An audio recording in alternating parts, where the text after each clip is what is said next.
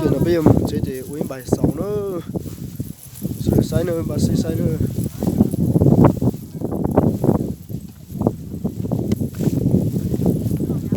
Để sẽ để tôi làm một cái tiếng nó, đây là số một số xưa, vấn đề là bao.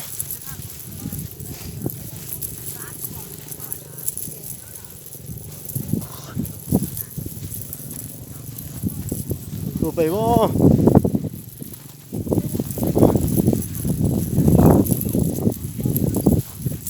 Nó tí cho các đồ vừa cho lấy liều đồ rồi. Liều đồ này. Cái này to này. Cái này to này.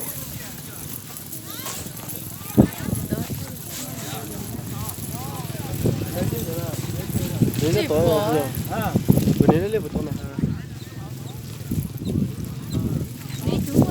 Itu, mana kau ada?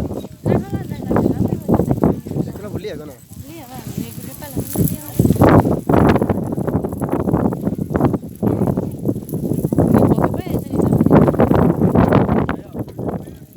Muốn thằng nào tiếng mà mua nó. Đã đấy. Có cái gì nữa? Sao? Lấy liền à?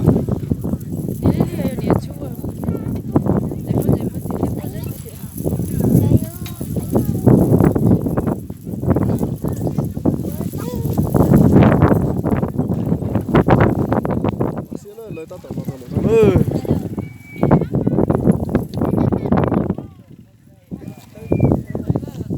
Bữa giờ này. lên tuần lên rồi lên tuần. Bây giờ lúc xây tuần. Bây giờ lúc on đấy, bây giờ on luôn. Lên thâu tuần rồi.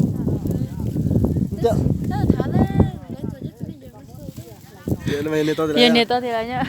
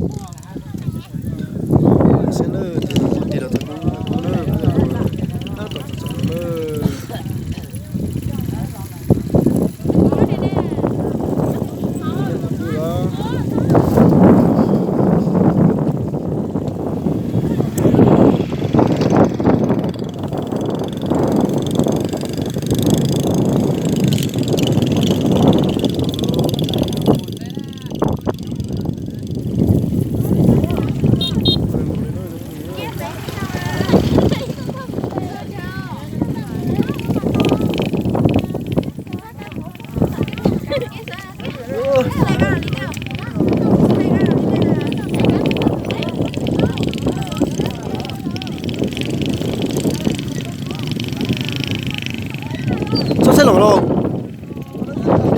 Nó to lo.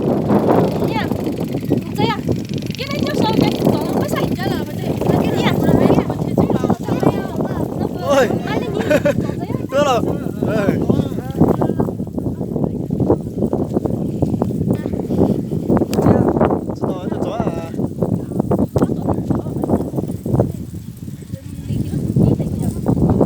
Tôi cho đi lo.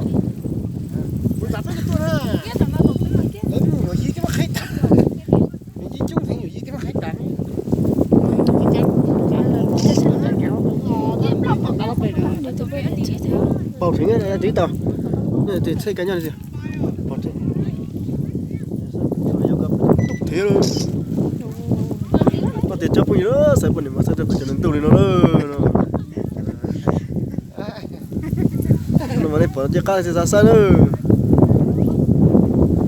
ta lại sơ sơ nữa